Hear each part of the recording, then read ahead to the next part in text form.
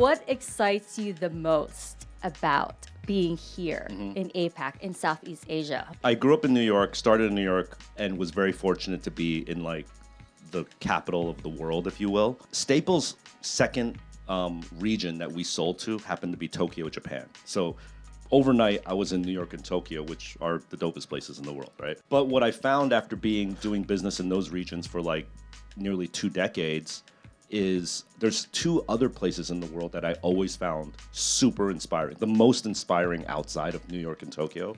And that was actually, one was Singapore, which we'll get to, but the second, which might not be as obvious, is Dubai, right? And what I found is that people love New York because they call it the melting pot of the world.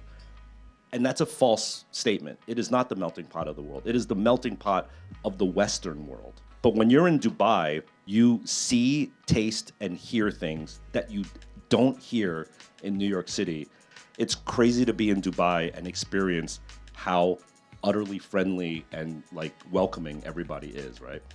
And then I found that in Singapore, it is another melting pot to another whole region of the world. So just spending time out here, thankfully in Southeast Asia, and particularly Singapore as like the sort of financial and cultural capital of that, and the travel hub, right? This is where you, as an American, this is where you would fly into and go from. I was just always so inspired, and I felt like both from input and output, meaning for me, when I say output, I mean like customers who want to wear Staple or buy these sneakers or whatever, and then input, meaning like creative talent that's coming out of this region, was also on a hockey stick growth level, you know?